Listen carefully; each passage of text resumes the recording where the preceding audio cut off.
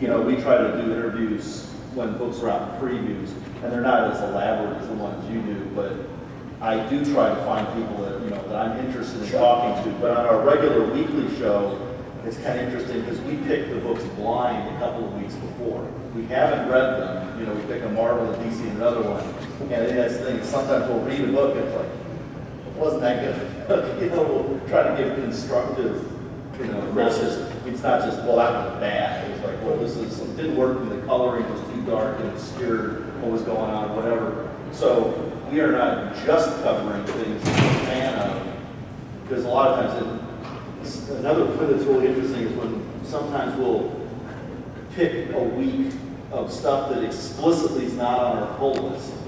You know, just here's 3 books that neither of us are reading normally, and we'll go out and get those, and we'll read them blind. Sometimes it doesn't work out so well, but another time we did it, I found the Tales of the Dragon Guard, which is a European comic, beautiful book, and you know, you have to like kind of a fantasy type of thing. It's kind of that sword and sandal kind of thing, but I would have never found this book from Marvel Soleil print otherwise. So it's kind of fun, you know, you do these kind of things and you expand your own awareness of what's going on out there.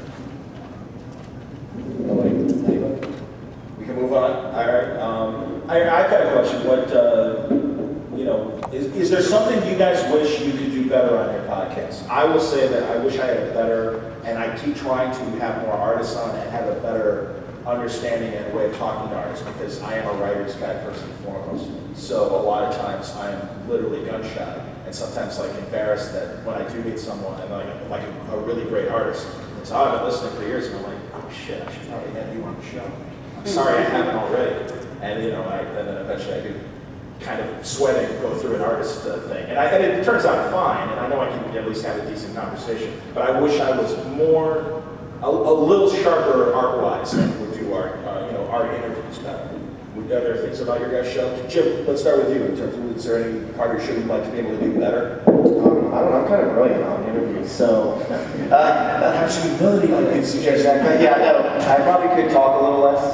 I tend to talk a lot on the show. The show runs a little late, mostly because of me. I just get excited about something. I just go off on it, and we don't believe in editing much. We really don't. We don't edit anything out. The rare few times we have is when like a creator says, "Ooh, so it's a spoiler." Okay, take it out. But you're the traveler though on the show anyway. Like Joe's the homebody. Yeah, so yeah, you're the. Someone's got to stay home and make my dinner when I get home. Spoiler.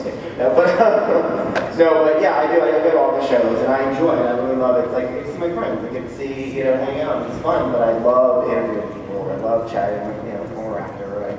You know, it's fun engaging and sort of that. It's like, you know, doing theater. You know, again, it's like I'm in just chatting, hanging out with people I admire, meeting new people that, you know, have new work that I really want to discover. But yeah, I don't know. I mean, there's definitely some things. I think it's just time. We get a little chatty. I'm still experimenting with audio, so for video, it's mainly more kind of technical things, whether it be just working on lighting a little bit more, or working on just different backdrops. So I'm trying to play around a little with the screen, just to make maybe more images on the screen at the same time and whatnot. But also, drawing a little right now, but there are just more research. For instance, whenever I'm talking about to be able to do that. Yeah, and it can sometimes it can get really awkward and embarrassing when the creator starts listing off all their works that you forgot to mention. Oh, how do I forget that one? You have to be okay with not knowing. It's like, it's funny because I can listen to anybody doing a podcast for anybody, or somebody's going to know more about something than I do. And I found that the best thing to do is to be okay with not knowing it. When I talk to people beforehand, I talk to, not to give you advice, but I mean, like, one of the things that made me really more comfortable was just getting, just to talk to years ago. So, here's what I know. Let me know if I'm wrong or if I missed anything, and then if you get something wrong, you're fine. You can't know everything. Don't, you know, like you have fans out there. People listen to them. Okay, how did you not know that? Oh, I have excellence in it because it's like, how did you not know this? Well, I understand. No, you're right. Well, building on that too, the other thing I'd say is listen, because that's what I learned in radio, and it took a long time doing it wrong before you learned that. that it's fine to talk to somebody and it's like, yes, I'm well known for my writing.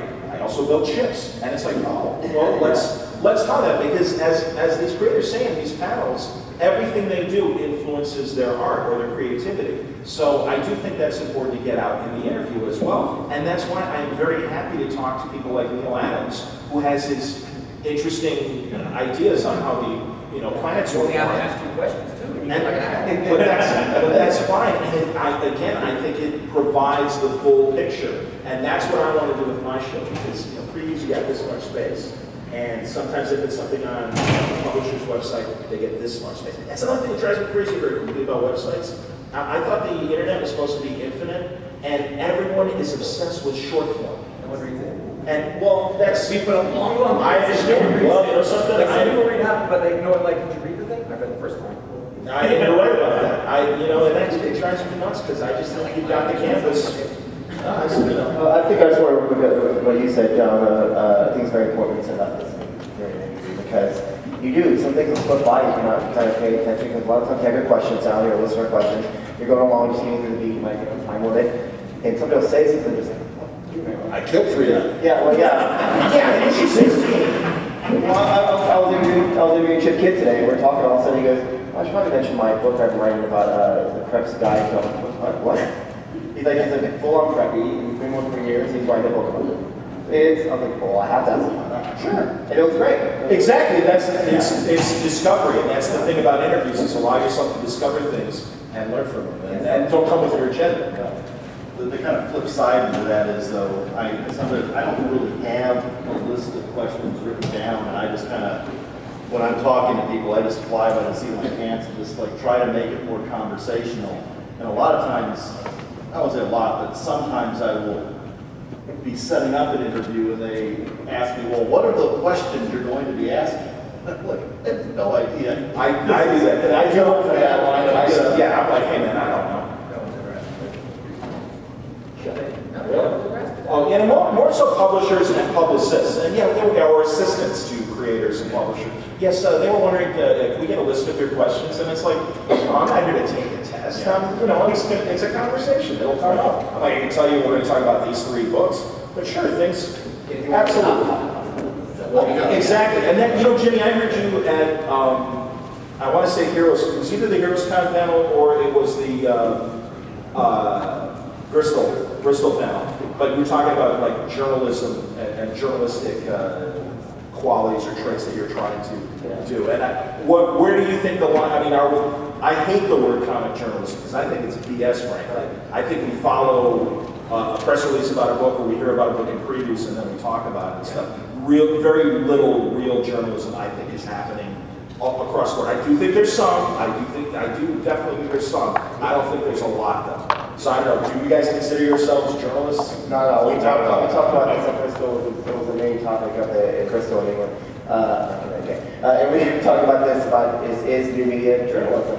It's embraced as that by a lot of mainstream, but I've never considered myself a journalist. Let me annex that with something even more. Do you consider yourselves critics or pundits, as opposed to just journalists? There you go. Now I forget. I certainly. It's 15 minutes, so we should go through this quickly, but if anyone has any questions, we should get to that soon. Yeah, no, why not? People do a question. I certainly consider us critics. We try to do it in as good a way as possible, but since our main weekly show is reviewing 3 books and we kind of give an opinion of what that book is, we're certainly giving a critique of 3 books a week, so yes. I think my point, what you were talking about from that, I'm sorry, but my point, what you were saying, is that while we're not really journalists, I think, over the years we've all kind of been doing this for a while. I think there's certain things we've learned about some sort of journalistic ethics. Yeah, responsibility. No, I think so. We have as a show. Some people don't think they have those. That's fine. I think it's fine. Okay, to an extent, but creators and anyone who ever become a little more savvy to that, I think, and they appreciate when you're research, when you follow a certain guideline or whatever. So that's kind of what I was talking about. Like again, No, that's why I brought it up, and I wanted you to comment on that. And yeah, I would say like the best and worst thing about a podcast is anyone can do it, and I would say that to every podcaster, you have a responsibility depending on what kind of show you want to do. If you want a show where you just want to crap on things or be very hypercritical, don't be surprised if you know, creator X doesn't want to come on your show because of the way that you've treated them in your critiques. Well, that's the thing, John, and I think it's important if you don't enjoy something, give a reason. Don't just say it's bad. Don't, and we try very hard. It's like, it's not, this is bad. It's not, it wasn't, I didn't care for it. And here's why. Here's what didn't work for me. But it's not that it was bad, because something I don't like, somebody else would think is the greatest thing in the world. Let's go to questions. So this question's kind of twofold, but it's only one question. I'm a communication major, and I'm here on a field study. And so I'm currently trying to kill the curriculum. So I'm also, I just started doing blogs, and I'm doing a video blog with the entire country in my curriculum right now. So my question is for you guys, is like, you're all successful. You wouldn't be here if you weren't. I think Division 3 just had its 5th year anniversary. So, I mean. Is that correct? Yes. Nice. Got it. So my question is when, like, how, I know you can link to your own sites and you get friends through that, and then, but how do you really Build an audience. yeah, build a real strong audience and keep that audience devout? Not in the sense that like they only come to you, you're the only podcast they watch, but in the sense that like They keep coming back. yeah, they can keep coming back and they enjoy more so listening to you than they would just, you know, not listening to anyone. Building an audience channel. You want to start? Well, for us, I know with our forum, we get listeners tell us what they want to hear on the show. They, interview this person, this person. We get so many of our ideas from them. We have our own ideas, of course, but what they want to hear, we'll try to provide for them. But early on, too, before creating your community, what I did, especially initially, and I don't know if you guys also did this, I went to creator sites and said, hey, you like Colleen Doring? Well, hi, Colleen Doring fans. I did this interview with her. Here's a link. And that a lot of people would come and hear it. And then when they came to Colleen's thing, I started my site with 5 interviews already up, so there was already a selection and stuff. And I went to their websites and said, hey, if you like this person, come to my thing. So then there was already a selection and stuff. I got to be honest, though, I started in 05 as well, and it, you know, at that time, as the old-time radio guy, George Siuntres used to say, we were all in the top 10 because there was only 8 of us. There are hundreds. There are more comic book podcasts than film critique podcasts. Crazy.